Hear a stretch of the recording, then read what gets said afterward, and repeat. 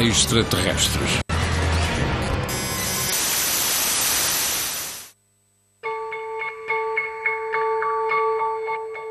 Examinando as teorias físicas da relatividade, da teoria quântica dos campos ou dos universos paralelos, encontramos razões teóricas importantes para considerar a possibilidade de um dia podermos realizar viagens no tempo. O grande paradoxo é que, se viermos a desenvolver tal tecnologia no futuro, já teríamos sido visitados no presente por nós mesmos, assim que ativássemos essa suposta máquina. Para alguns cientistas, se não recebemos nenhuma visita do futuro, isso significa que a nossa raça, a humana, se extinguirá antes de atingir tal grau de evolução científica. Mas existe outra possibilidade, a de que essas viagens no espaço-tempo já se teriam realizado e que já tínhamos sido visitados pelos nossos irmãos do futuro. Se assim foi, quando vieram? Existe uma relação entre essas possíveis viagens no tempo e o que hoje chamamos de extraterrestres? E o mais importante, terão eles deixado algum indício da sua viagem ao passado? I think the world is mature enough to accept the possibility that we are not what we think we are. Precisamente cuando encontramos lo imposible en la ciencia es cuando realmente podemos llegar a avanzar en ella. Es un reto, ¿no? Intentar explicar por qué hay determinados objetos que aparecen donde no deberían de estar. Cuando empiezan a aparecer las mismas piezas en otras partes del mundo, pues yo creo que ya deberían ser objeto de estudio. Todas esas cosas nos hacen pensar que tendríamos que revisar nuestra historia, que tal vez no fuimos los primeros con un desarrollo técnico en la Tierra, o que nuestras cronologías están absolutamente desfasadas. Es importante que la revisemos. La historia se va reescribiendo por sí sola con el paso del tiempo. You cannot cover such a truth. Ou partes.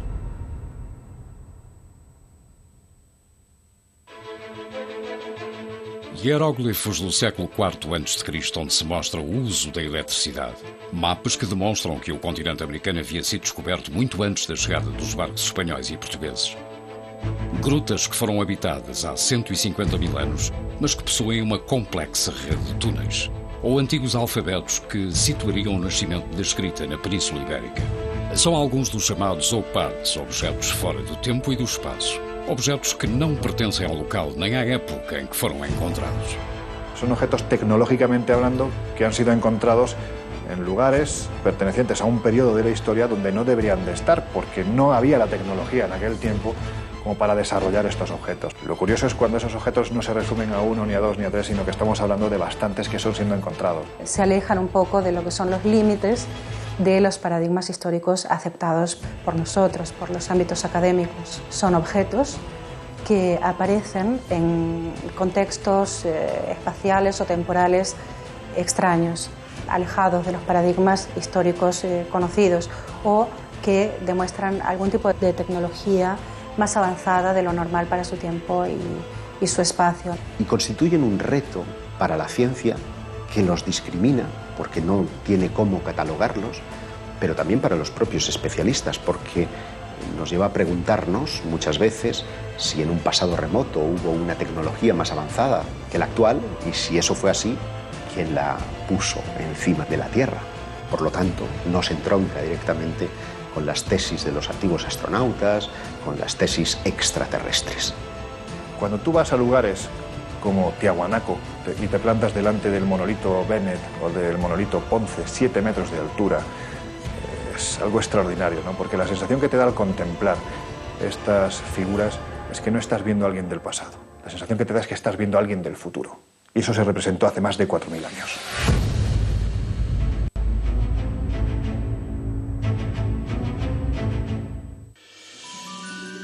No início da década de 1970, na mina de carvão de Ottosdal, na África do Sul, trabalhou-se sobre um extrato de 2,8 milhões de anos.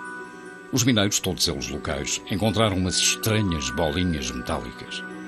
A rocha de onde provém corresponde a uma era em que supostamente não existia nenhum tipo de vida inteligente.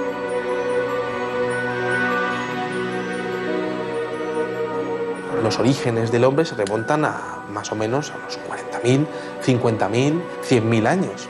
Estamos hablando de una cantidad de tiempo lo suficientemente importante como para desestimar cualquier tipo de intervención humana en su proceso de creación. Me parece delirante la cronología, porque es que la cronología que tienen no existía ni el primer continente conocido por nosotros, que es de hace 1.100 millones de años, me parece. Y esto está datado en estratos geológicos anteriores incluso, de 2.800 millones de años. As esferas são pequenas, com apenas 2 centímetros de diâmetro, e têm 3 linhas perfeitas gravadas na sua superfície. Están completamente pulidas, algunas de ellas tienen unas líneas paralelas, 3 líneas paralelas, y quizá lo curioso sea que parecen un producto terminado. El problema es quién estaba manufacturando productos hace 3 millones de años. No son naturales. La naturaleza hace formas muy caprichosas, pero aquellos surcos así, para mí esos surcos no son naturales, son hechos por alguien. Michael Cremo e Richard Thompson, que as analisaram em laboratório, chegaram à conclusão de que não podiam ser de origem natural. O seu exterior era formado por uma liga de aço e níquel impossível de encontrar na natureza. Eram linhas extremamente perfeitas e o seu interior parecia estar oco.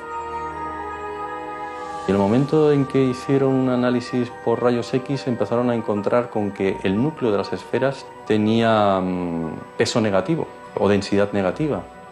Así que eso es antimateria. Algumas das esferas seccionadas albergavam no seu núcleo um material esponjoso desconhecido que, ao entrar em contacto com o oxigênio, se desvanecia rapidamente. Mas que também tem uma risquinha no seu equador e que tem um buraco. Será que estas também foram as sementes da vida aqui no planeta Terra? Será que são sementes da vida, porque são transportadores das sementes da vida para o nosso planeta? Não é? Porque foram encontradas algumas moléculas orgânicas lá dentro e, portanto, aquilo poderia ser uma explicação da teoria da panspermia. Portanto, aquilo poderia ser, há tantos milhões de anos atrás, ter sido cá depositado para dar origem às diversas formas, à biodiversidade que nós conhecemos hoje em dia no planeta. O Instituto Espacial da Califórnia, depois de várias análises, declarou: o equilíbrio é tão perfeito que excede as nossas atuais tecnologias de medição. Enquanto isso, os estudos da NASA concluíram que o único modo de criar um objeto semelhante, caso existisse tecnologia para tal, seria abaixo de gravidade zero.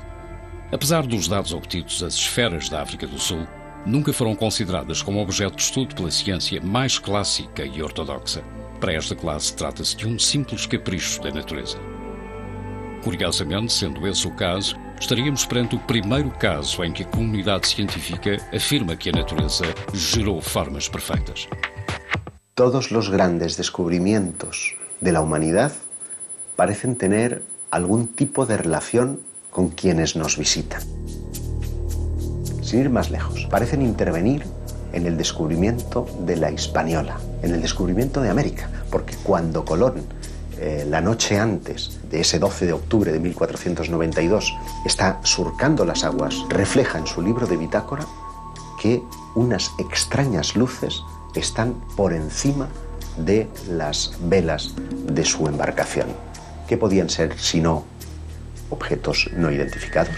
Si tú te vas al archivo de Indias, tienes muchas crónicas, especialmente las más interesantes son las de Pedro Cieza de León, que fue el que acompañó a Pizarro durante toda la conquista.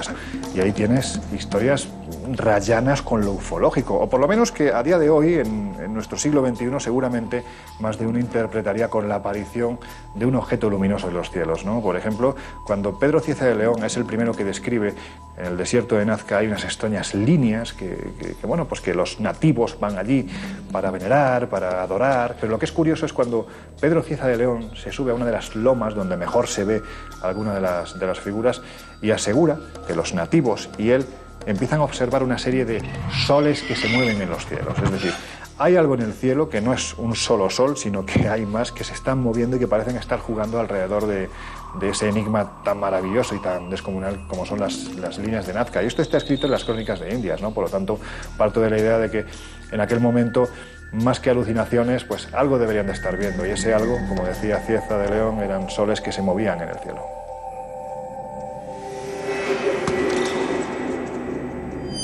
se estas luzes e objetos não identificados acompanharam realmente os descobridores portugueses e espanhóis do século XVI. Também poderiam estar relacionadas com alguns desses artefactos fora do espaço e do tempo que tanto intrigam os historiadores. É o caso do mapa de Piri Reis. 9 anos depois do descobrimento da América, um corsário chamado Camal Reis capturou 7 navios junto à costa espanhola. Alguns dos homens que acompanharam Cristóvão Colombo encontravam-se entre os prisioneiros que foram interrogados pelo pirata que pediu ao seu sobrinho, o almirante Piri Reis, para elaborar um mapa do mundo conhecido como base no relato dos espanhóis capturados. O resultado foi um mapa pintado em couro de gazela com todo o tipo de detalhes, desenhos e anotações, onde afirma ter ido buscar a informação a 24 mapas diferentes. Um deles pertencente a Cristóvão Colombo, alguns da era ptolomaica e outros provenientes do que ele chamou de antigos reis do mar. Piri Reis afirma que sus fuentes son muy anteriores y eso nos estaría dando unos datos que, por supuesto, romperían completamente, ¿no?, con la ortodoxia, ya no sobre los chinos o los polinesios, que sí que ya llegaron por lo menos 500 años antes que Cristóbal Colón, pero datos mucho más antiguos todavía. Pero llama mucho la atención algunos detalles que ya no existían en aquel entonces o que no se habían descubierto, ¿no?, como es el tema de la Antártida, ¿no?, ¿qué hace la Antártida allí, ¿no?, en un mapa confeccionado encima de cuero de gacela, ¿no? O se ven, lo más importante a veces quizás incluso son los dibujos de animales. Allí, por ejemplo, se aprecian llamas encima de los Andes y todavía no se había llegado a aquella zona. ¿Cómo es posible que ya apareciera identificado como tal? As Ilhas Malvinas, a foz do rio Amazonas ou o leito de alguns dos rios do interior do continente africano são alguns dos territórios que não deveriam aparecer num mapa de inícios do século XVI. Encontramos-nos uma vez mais perante uma peça que desafia alguns dos princípios mais sólidos da história convencional. No solo el mapa de Piri Reis, sino muchos otros mapas anteriores muestran las costas americanas y, sin embargo, la ciencia, los historiadores, siguen diciendo que América fue descubierta en 1492. Naturalmente, esos mapas anteriores han sido validados por esos mismos científicos. No es un contrasentido que sigamos diciendo que Colón fue el descubridor de América. En mi opinión, fue el que mejor marketing tuvo. América no es un continente que se haya descubierto en el año 1492. Es un continente que se reencontró en 1492. Pero es que si te remontas en el tiempo, tienes vestigios mucho más antiguos, vestigios de hace 10, 12.000 años, ¿no? Es decir, es que hay arte rupestre donde están representados una serie de elementos que aparentemente o te los han traído de fuera, o si no es imposible que el que pintó estos elementos tuviera un conocimiento previo de lo que se estaba haciendo en otros continentes, ¿no? Entonces a mí me gusta hablar, por ejemplo, de Eratóstenes, que en el año 300 antes de nuestra era, gracias a conocimientos que en aquel entonces ya existían en la desaparecida Biblioteca de Alejandría, pues pudo conocer que la Tierra era completamente redonda. Y sin embargo aquello, como se sabe, lo perdimos con el paso del tiempo. Fue primero Agustín de Hipona el que empezó a decir que la Tierra no podía ser redonda, porque si así fuera la gente que estuviera abajo se caería.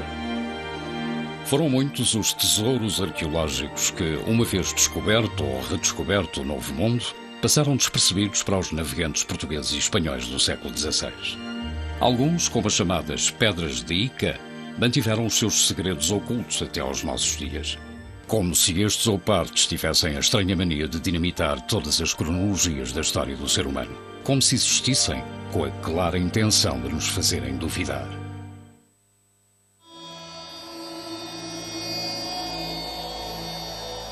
Quizá otro de los oparts más interesantes de la historia venga de las piedras de Ica. Estos son unas piedras, unos cantos rodados que están marcados, que están pulidos, perfectamente pulidos, y que tienen unos extraños dibujos en su interior. Esas piedras están mostrando diferentes estados del desarrollo de diferentes dinosaurios. Están exponiendo conocimientos muy exhaustivos sobre operaciones prácticamente a corazón abierto. Grandes dinosaurios que están siendo cazados por los hombres de aquella época.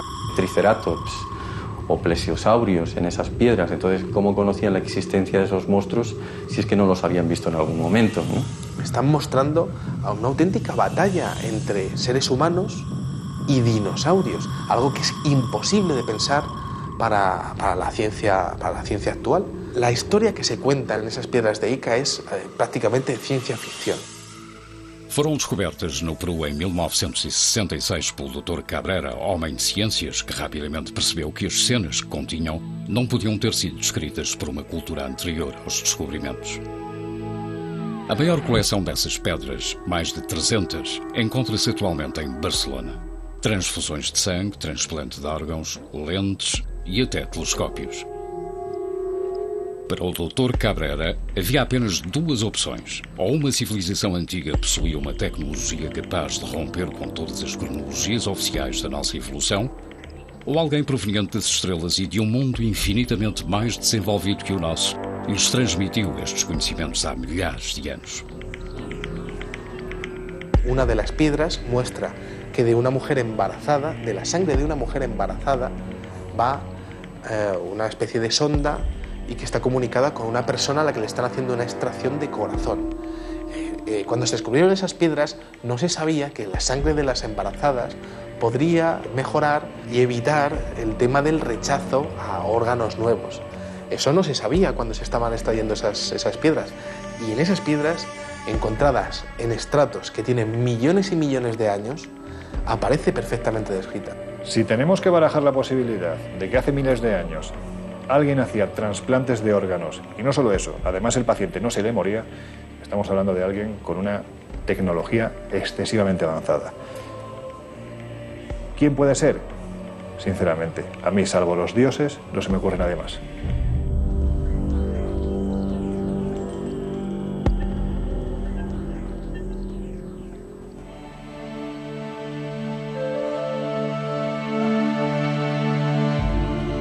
No início do século XX, descobriu-se o mecanismo de Antikythera, dos poucos opartos reconhecidos e validados pela comunidade científica internacional. Uma calculadora mecânica de bronze coberta de símbolos e inscrições em grego antigo, desenhada para calcular com total precisão os movimentos do Sol, da Lua e de outros corpos celestes, como Mercúrio e Vênus. Podia prever os eclipses e mostrar as órbitas de planetas desconhecidos na era em que foi datado. O artefacto foi resgatado das profundezas do mar entre os restos de uma embarcação grega do ano 150 a.C.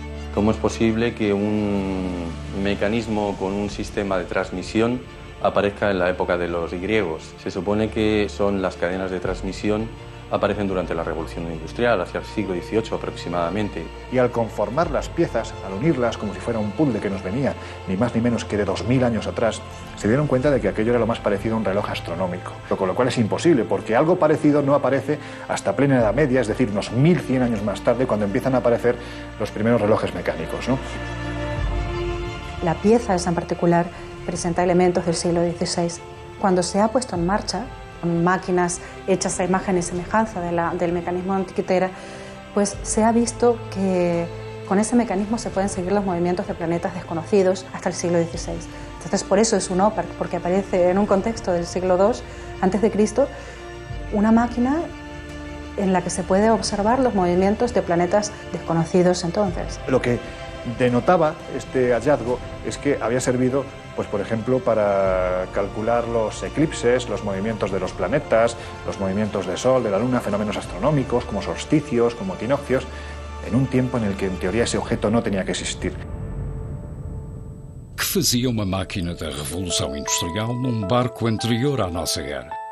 Tudo parece indicar que os nossos antepassados possuíam um grau de conhecimento muito mais elevado do que imaginávamos.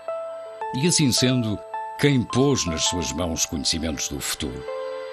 Para alguns, poderão ter sido instruídos por uma inteligência extraterrestre. Para outros, deveríamos considerar a possibilidade real de quem em breve realizará viagens no tempo.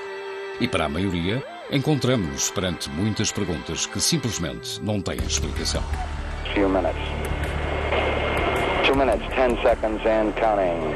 Oxidizer tanks from the second and third stages now have pressurized. T-minus 1 minute, 35 seconds. The third stage completely pressurized. T-minus.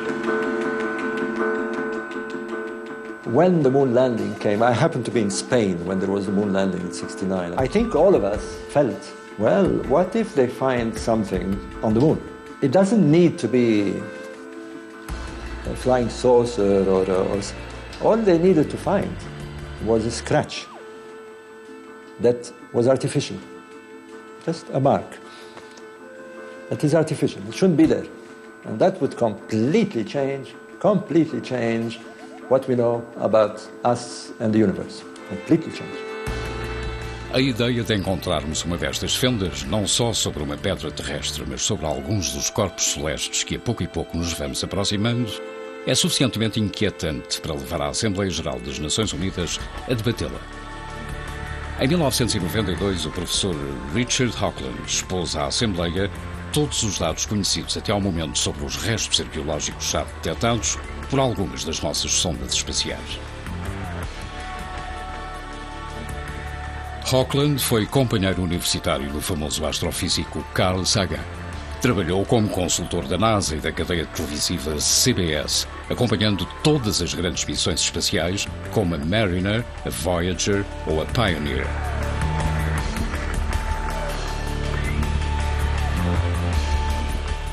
Mas foi a missão Viking que fotografou sobre Marte uma série de formações rochosas muito semelhantes ao rosto humano e o que pareciam ser as ruínas de uma antiga civilização junto a uma gigantesca pirâmide, o que levou Hoagland a especializar-se nesta nova modalidade da arqueologia.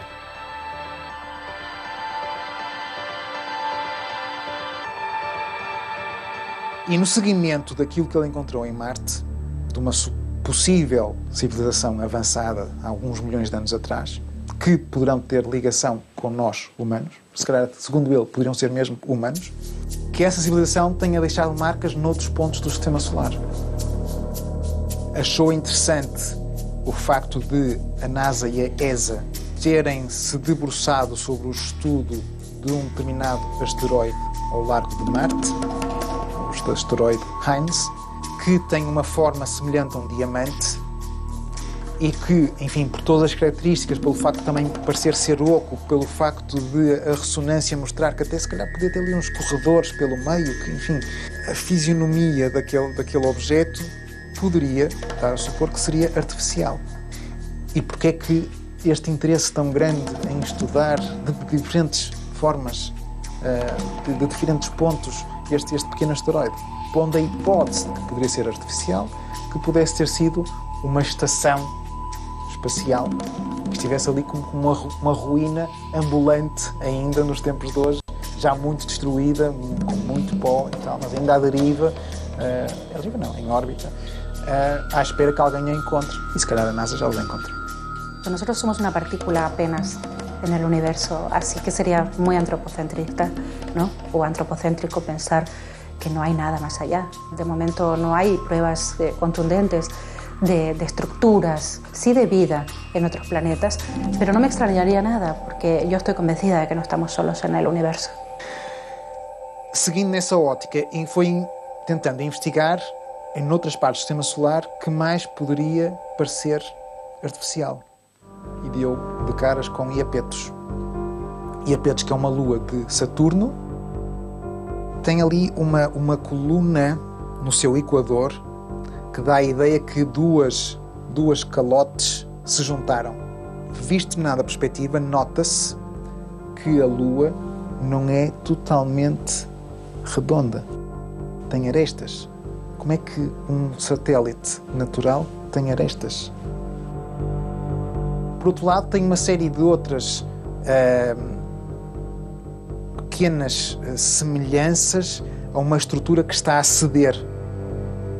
Ele foi buscar pequenos exemplos de estruturas hexagonais para dar a entender que aquilo poderia ser de facto artificial, ser montado por dentro com diferentes hexágonos e ser toda uma estrutura que tem andado a ceder ao longo dos milhares e milhares e milhares de anos. E é engraçado, tem uma parecença com a chamada Estrela da Morte de George Lucas, do filme Star Wars. Mesmo muito semelhante. E ele questiona o que é que George Lucas sabia que nós não sabemos.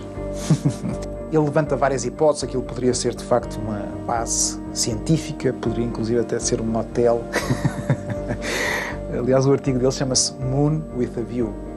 Uma lua com uma vista, portanto, um lugar único no Sistema Solar com uma vista para o grande planeta de Saturno.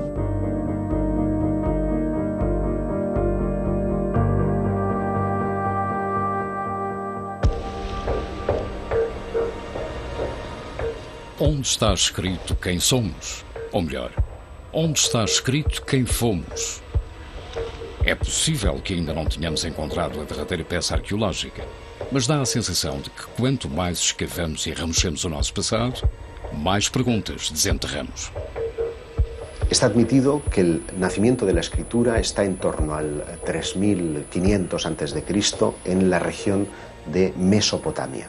Pero, sin embargo, algunos hallazgos inquietantes hacen preguntarnos y cuestionarnos si esa datación es fidedigna, porque, por ejemplo, en Francia como en Portugal hemos encontrado alfabetos que parecen aludir a que el inicio de la escritura habría entrado por la península ibérica. En Albaón, a finales del siglo XIX, por allá por 1895 y hasta 1903, se encontraron en las inmediaciones de Dólmenes algunas piedras zoomorfas y antropomorfas que presentaban unos grabados parecidos a los de los signos iberotartésicos. Com figuras antropomórficas, zoomórficas, representando animais, pessoas, mas também, e sobretudo o que mais interessa, de facto um conjunto de inscrições muito próximas de un alfabeto. Por el contexto en el que fueron encontrados, porque esto sí que fue encontrado en un contexto arqueológico, y parecían tener casi 6.000 años, o sea, las dataron en el 4000 a.C. Esto, pues claro que rompería con el típico paradigma de que la escritura nació en Mesopotamia. Podría haber nacido en la península ibérica. Unos años más tarde, en los años 20, creo que fue en 1924, se encontraron los famosos signos de Glosel cerca de Vichy, en Francia, que también se parecían, curiosamente, a estos signos iberotartésicos y a los signos de Albaón. Y, increíblemente, Glosel dio fechas de hasta 17.000 años. A mí me parece curioso constatar cómo Albao, al extremo de una línea imaginaria, hasta Glosel, está situado en Francia, pero en los Pirineos, es el punto de partida y de final de una línea que tiene dos relaciones claras. Una con los megalíticos. En toda esa línea vamos a encontrar dólmenes y menires como si fueran mojones que van marcando una ruta específica. Una ruta, y es curioso, que tiene que ver con los objetos volantes no identificados. Un investigador galo, Aimé Michel, constató como todos los avistamientos que se producían en un solo día, en la década de los 60, parecían estar describiendo líneas rectas sobre los mapas. La más importante de todas ellas tenía su inicio en Vichy, en Francia, donde se descubrió el alfabeto de Glosel, y terminaba en Portugal, en Albao.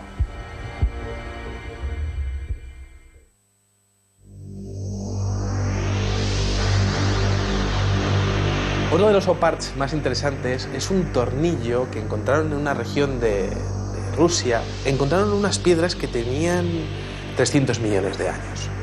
De repente apareció un extraño fósil de lo que parecería ser un tornillo. Claro, ¿quién estaba hace 300 millones de años manufacturando un tornillo de tales características? Ese tornillo tenía 2 centímetros de dimensiones.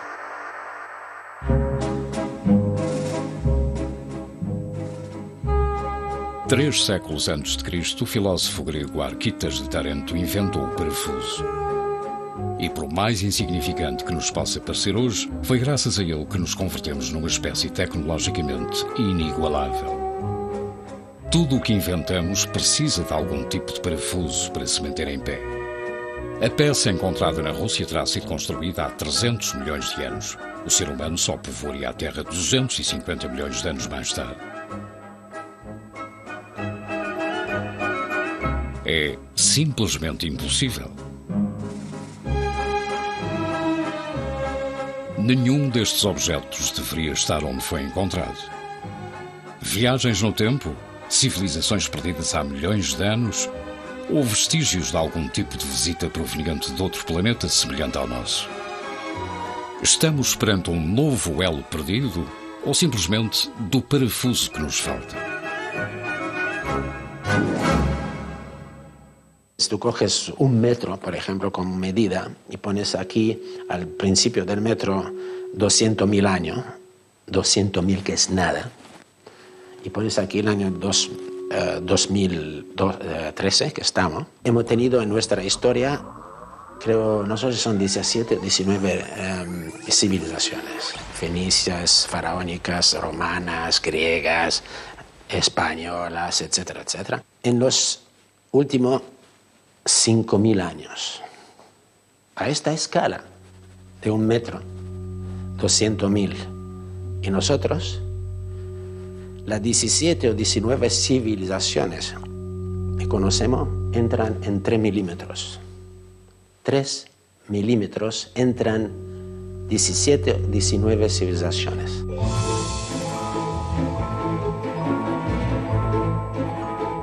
No início do século passado, generalizou-se a crença de que o ser humano já tinha inventado tudo o que se podia inventar. Ainda que não existissem os relógios digitais resistentes à água, nem os computadores pessoais, nem a esfregona. Einstein ainda não tinha desenvolvido a teoria da relatividade, não existia a máquina de cozer e o microchip e o laser não faziam parte da ficção científica. Como reagiria uma pessoa em 1903 se encontrasse um elevador, uns binóculos ou uns auriculares? Seguramente do mesmo modo que nós hoje reagimos diante de uma série de objetos que não sabemos catalogar. Os oupartes não põem apenas em xeque a ciência mais convencional, mas também toda a lógica do nosso avançado século XXI. Esto es un teléfono móvil que mi hija que llama eso un dinosaurio, pero en fin, es un teléfono móvil.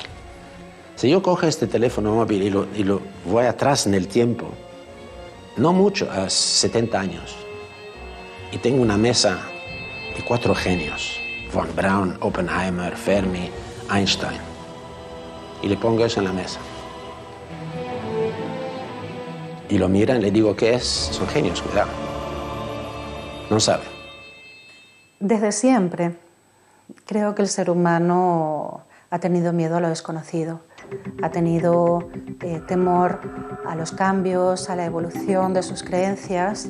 Por lo tanto, yo creo que no es nada raro que ante la aparición de un OPART sientan este miedo, porque esto podría traspasar los límites de los paradigmas históricos que eran aceptados hasta entonces. If we do find an artifact that may prove, who knows, that there's been some extraterrestrial visitation, and the big question is how and who will deal with it. Entonces, es incómodo para la ciencia, pero es incómodo también para los especialistas más heterodoxos. ¿Y dónde radica precisamente su esplendor? Pues en que revela un nivel de tecnología impropio para la época en la que fueron encontrados. People don't like to change. You know, they say, okay, they're mortuary temples and that's it, and let's leave it at that. Well, no, we can't. We can't, because we need to understand what we're doing on this planet. We need to understand why we're here, where we came from, why we're so different from all other nature. And if it leads us to something else, if it leads us to some other connection, why not? Why not? We may have connections with the cosmos.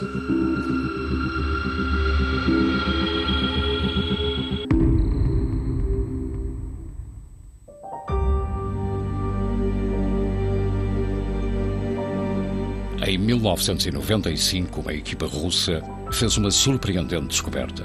Uma enorme laje de pedra que parece mostrar um mapa tridimensional dos Montes Urais. Un profesor llamado Chuprov ha oído hablar de unas estelas que muestran mapas de la antigüedad. Es una estela de 1,5 metros aproximadamente.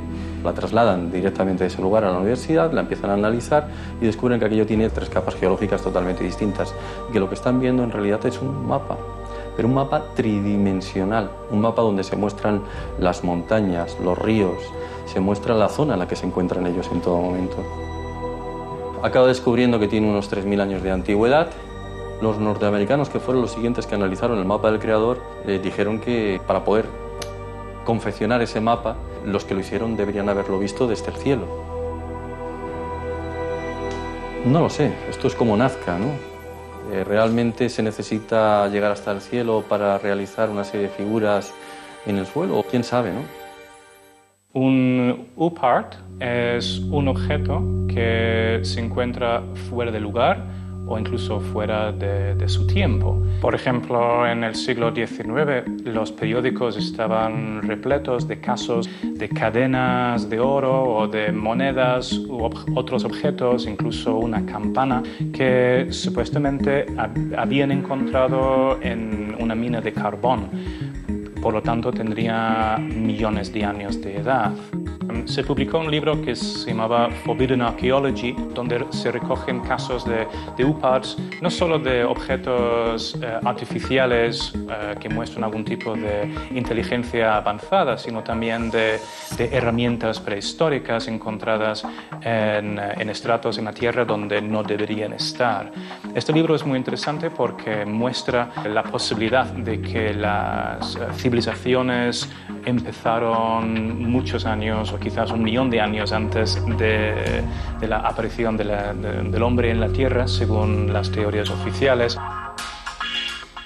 Dos casos reconhecidos no livro da Arqueologia Proibida é de uma pequena lente de vidro desenterrada por arqueólogos no Egito.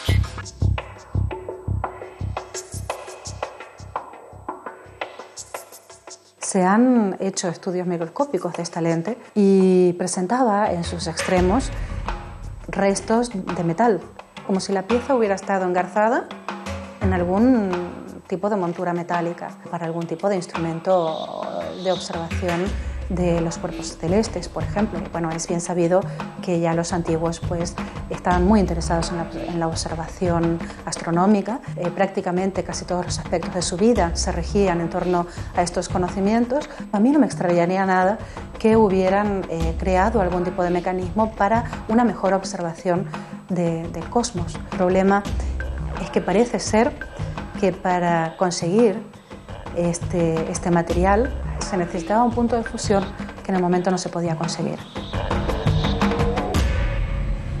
O ponto de fusão necessário para criar uma destas lentes só poderia obter-se com a ajuda da eletricidade. Mas, como sabemos, os egípcios não conheciam a eletricidade.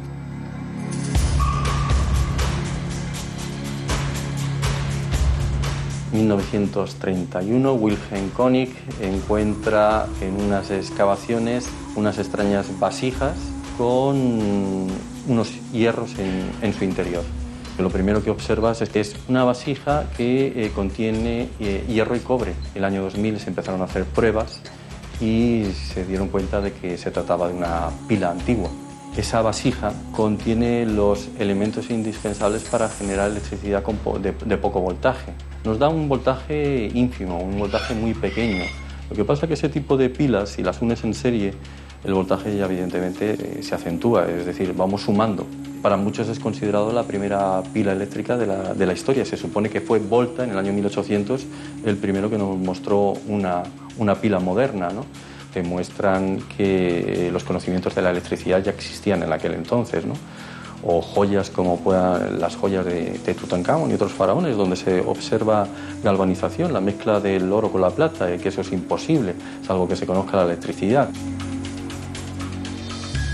Drawing a wild conclusion to this, suppose we do know that the Earth has been visited by extraterrestrials. Well, will the sky fall on our head? No. We will try and find out more who they were, and for me it's an excellent thing. We're not alone.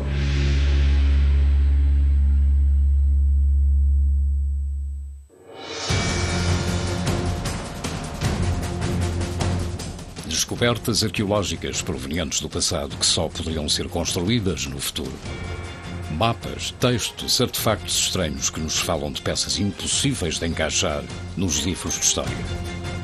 Encontrar-nos-emos perante as possíveis evidências de que a nossa tecnologia nos fará viajar no tempo?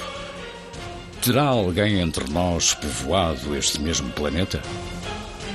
Ou simplesmente passaram por aqui de visita?